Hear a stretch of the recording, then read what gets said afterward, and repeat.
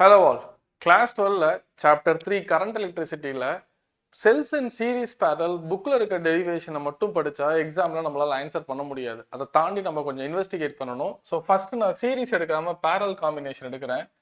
புக்ல உள்ள டெரிவேஷன்ல எப்படி கொடுத்துருப்பாங்கன்னா E1 அதோட இன்டர்னல் ரெசிஸ்டன்ஸ் R1, E2 அதோட இன்டர்னல் ரெசிஸ்டன்ஸ் R2 இதை ரெண்டையும் parallelல கொடுத்துட்டு இதுல I1ங்கிற கரண்ட்டும் இதுல I2ங்கிற கரண்ட்டும் போட்டிருப்பாங்க. ஸோ இது மட்டும் தான் என்சிஆர்டியில் இருக்கும், புரியுதுங்களா? பட் ஆனால் இந்த டெரிவேஷன் நம்ம டெரைவ் பண்ணோம்னா நமக்கு கிடைக்கிற ஆன்சர் என்னன்னு பார்த்தீங்கன்னா E1 R2 plus E2 R1 by R1 plus R2. So கொடுத்துருக்கிறது டூ ஈக்குவேஷன்ஸ், அட்லீஸ்ட் டூ செல்ஸுக்கு தான் டெரிவேஷன் கொடுத்துருப்பாங்க. பட் ஆனால் எக்ஸாம்ஸில் இந்த மாதிரி மல்டிப்புல்லாக வந்தா இப்படி வந்ததுன்னா இது E1, இது E2, இது E3, E4 இப்படி வந்தால் எப்படி ஒர்க் பண்ணுவோம்? இப்படி எல்லாமே பேரலல் இருக்காங்கன்னு வச்சுப்போமே, இப்படி எல்லாம் பேரலல் இருக்காங்க. அதை நாம இன்வெஸ்டிகேட் பண்ணி தான் படிக்கணும். இதை அப்படியே ஃபாலோ பண்ண முடியாது, டெஃபினட்டாக ஃபாலோ பண்ண முடியாது. இதுவே கிட்டத்தட்ட ஒரு 8-9 ஸ்டெப்ஸ் டெரைவ் பண்ண பிறகு தான் வரும். இந்த மெத்தடை கண்டுபிடிச்ச மாதிரியே கொண்டு இதில் அப்ளை பண்ணீங்கன்னா நீங்கள் ரொம்ப நேரம் மேக்ஸாக எழுதி போயிட்டே இருப்பீங்க. பட் இது எப்படி டெரைவ் பண்ணலாம் அப்படின்னா E net is equal to E1 by R1, very important.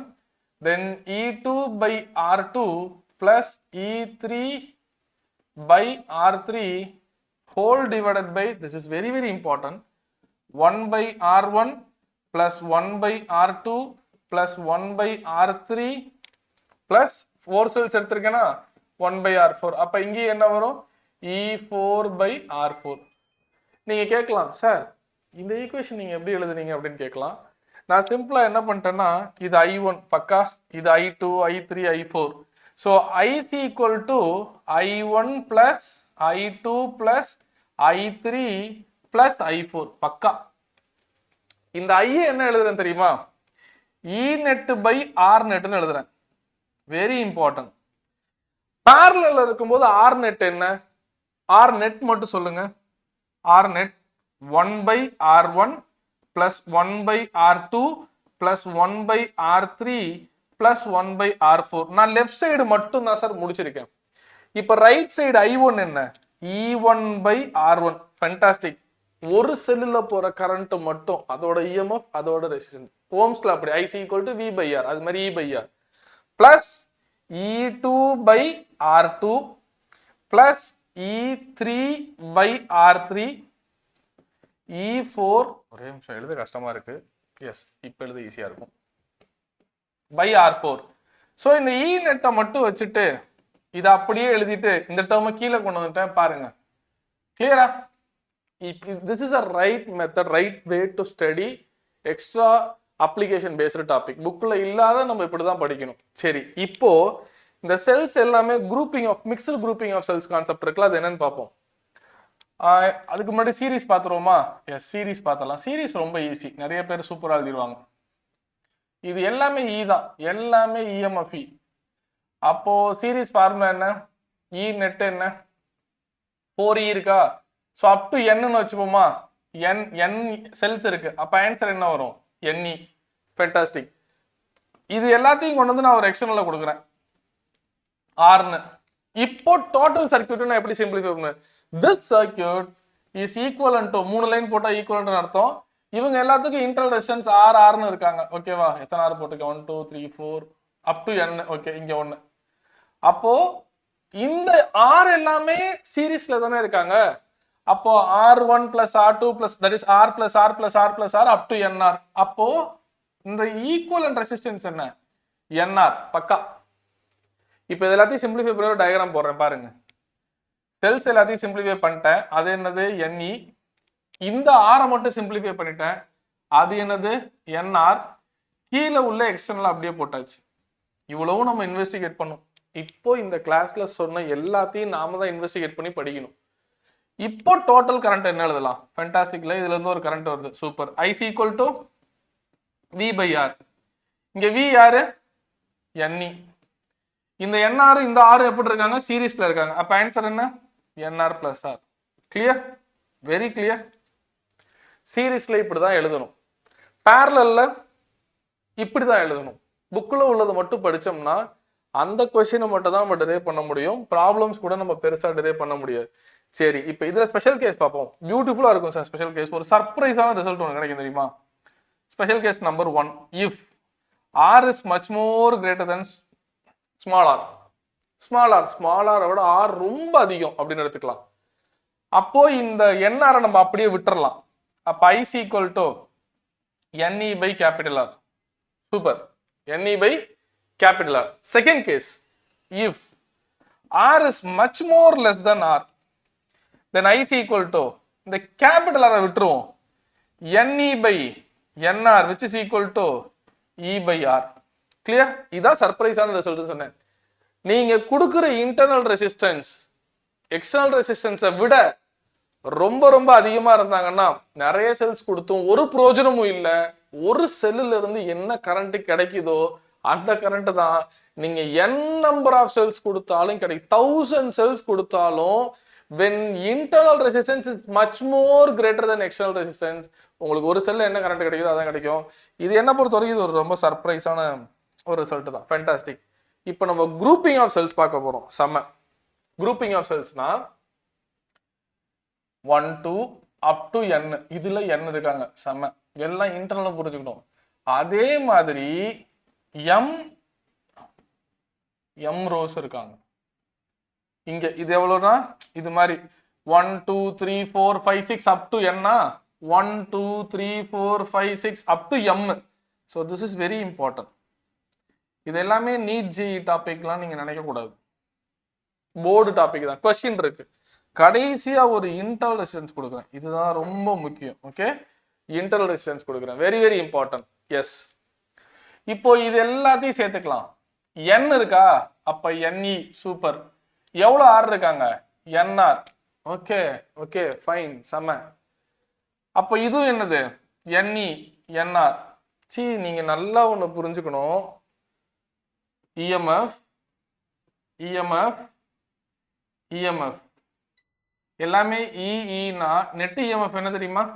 3 sell கொடுத்ததால net EMF என்ன தெரியுமா? E தான். நான் ப்ரூஃப் பண்ணி காமிக்கிறேன் பாருங்க. இதோடது R எடுத்துனா கொஞ்ச நேரத்துக்கு முன்னாடி இங்க என்ன எழுதியிருந்தேன்? இங்க என்ன எழுதியிருந்தா அப்படியே சப்ஸ்டிட் பண்ண போறேன். ஓகே, செம சூப்பரா ஒரு சர்ப்ரைஸா ஒரு ரிசல்ட் கிடைக்கும். E net is equal to E by R divided by 1 by R 1 by R 1 by R. Clear? Yes. அப்ப ஆன்சர் என்ன? 3E by R divided by 3 by R. Answer 3E by R into R by 3. So cancel. Answer வெறும் E மட்டும்தான். Very important. சூப்பரா. அப்போ இவ்வளோ cells ன்னு நான் M காலம் கொடுத்தாலும் புரிஞ்சுக்கணும். கண்டிப்பா ஈஸியா இருக்கிறது எல்லாருமே படிக்கலாம். இதெல்லாம் நம்ம யோசிச்சு படிக்கணும் நல்லா. M காலம் இருக்குன்னா ஆன்சர் E தான். அப்போ NE எவ்வளவு கொடுத்திருந்தாலும் டோட்டல் EMF என்ன? NE தான். ஃபேண்டாஸ்டிக். வெறும் NE தான். அப்போ யாராவது வந்து உங்ககிட்ட இந்த காம்போல E நெட் என்னன்னு கேட்டா நீங்க என்ன சொல்லணும்? NEன்னு மட்டும் தான் சொல்லணும். சாரி, இங்க பவர் போயிடுச்சு, கொஞ்சம் UPS சவுண்ட் வரும். Sorry for the inconvenience. ஆனா R அப்படி நம்ம விட முடியாது. இங்க NR அப் டு MR. அதை எப்படி எழுதணும்? 1 by NR up to M by NR. அப்போ M by NR final answer. இதை ரெசிப்ரோக்கல் வேற எடுக்கணும். NR by M. Clear? Yes. NR by M அப்படி எடுத்துக்கலாம். ஃபேண்டாஸ்டிக். அப்போ இவங்களோடது மட்டும் net resistance NR by M. இங்க ஒருத்தவங்க இருக்காங்க, அவங்க சேர்ந்து சீரிஸ் ஆவாங்க. This is very very important. இப்போ நான் இதை எரேஸ் பண்ணிட்டு இந்த காம்போட ஈக்குவலன்ட் சர்க்யூட் போடுறேன் பாருங்க. இதோட ஈக்குவலன்ட் போட போறேன். ஓகே, எல்லாம் சேர்ந்தது எவ்வளோ? NE. இங்க எல்லாம் கண்டுபிடிச்ச ரெசிஸ்டன்ஸ் என்ன? எல்லாமே சேர்த்து NR by M. சூப்பர். கடைசியா ஒரு எக்ஸ்டர்னல் ரெசிஸ்டன்ஸ் இருக்காங்க சார். இது ஈஸியா இருக்கா? இப்ப நான் I எழுத போறேன். I is equal to இவங்களும் எப்படி இருக்காங்க? சீரீஸ்ல இருக்காங்க. டோட்டல் EMF என்ன? NE. இவங்களோட answer NR by M plus R which is equal to NE by NR plus MR by M. denominator of the denominator will become numerator. கீழ இருக்க m மேல போய்டும். So m n e by n r plus mr. Super sir. பார்க்க ரொம்ப காம்ப்ளெக்ஸா இருக்கும். சீரியஸா ஒரு 5 minutes time எடுத்து படிச்சா எக்ஸலென்ட்டா புரிஞ்சுக்கலாம். புக்ல இருக்கத மட்டும் படிச்சுட்டு போனா நமக்கு மார்க் கிடைக்காது சார். கிடைக்காது கண்டிப்பா. சோ இப்போ I is equal to mixed grouping of cells. இப்படி n கொடுக்குறீங்க, இப்படி m கொடுக்குறீங்க. அப்ப ஆன்சர் என்ன? mne by nr plus mr. இப்போ ஒரு question, higher order thinking skill question. எப்போ உங்களுக்கு கரண்ட் மேக்ஸிமமா கிடைக்கும் அப்படின்னு கேட்டீங்கன்னா இந்த டினாமினேட்டர் ரொம்ப மினிமமா இருக்கும். கண்டிப்பா இந்த டிஐய என்னோட நீங்க டிஃபரன்ஷியேட் பண்ணீங்கன்னா உங்களுக்கு ஆக்சுவலா உண்மையிலுமே சொல்றேன், அந்த டிஃபரன்ஷியேஷன் நம்ம எங்கேயும் டிரைவ் பண்ண போறது கிடையாது. கத்துக்கிட்டாலும் அதை டிரைவ் பண்ணி நீங்க ரிவைஸ் பண்ணி எழுதி பார்த்துட்டே இருந்தா தான் டிரைவ் பண்ண முடியும். நமக்கு அது தேவையில்லை. எதுக்கு? ஞாபகம் வச்சுக்கோங்க, எப்போ உங்களுக்கு மேக்சிமம் கரண்ட் கிடைக்கும்னா என்ஆரும் எம்ஆரும் ஈக்குவலா இருக்கிறப்போ. சரி சார், இதை சொல்லாம நீங்க பாட்டுக்கு இப்படி எழுதுறீங்களே அப்படின்னா இந்த இந்த ஐயை என்ன பொறுத்து டிஃபரன்ஷியேட் பண்ணி பாருங்க, உங்களுக்கு ஆன்சர் கிடைக்கும். என்ஆர் எம்ஆர் எப்போ ஈக்குவலா இருக்கோ then let me know R என்ன வேல்யூ, என்ஆர் பை எம். இதான் நீங்க சொல்லணும் ஆன்சர். இந்த ஆன்சர் தான் சொல்லணும். யாராவது வந்து உங்ககிட்ட எப்போ மேக்சிமம் கரண்ட் கிடைக்கும்னு கேட்டா என்ஆர் பை எம்னு சொல்லணும். அந்த கேஸ்ல இந்த கேஸை எப்போ ஒபே பண்றாங்களோ அப்போ மேக்சிமம் கரண்ட் கிடைக்கும்னு சொல்லணும். ஸோ என்சிஆர்டியை தாண்டி ஒரு டாபிக்கு நம்ம இவ்வளோ தூரம் இந்த பர்டிகுலர் சாப்டர்ல ஒரு டாபிக் உள்ள இவ்வளோ இருக்கும். ஸோ மெஜாரிட்டியா இந்த பசங்க இந்த மாதிரி செல்ஸை வேரி பண்ணும்போது நம்ம 2 செல்லுக்கு தானே ஃபார்முலா படித்தோம், இங்கே பெண்ணை நிறைய கொடுத்துருக்காங்க அப்படின்னு பசங்க தடுமாறது ரொம்ப காமன். பட் அதோட right way of physicals, right way to study the real physical significance பிகைன் திஸ் டாபிக் இந்த மாதிரி தான் படிக்கணும்.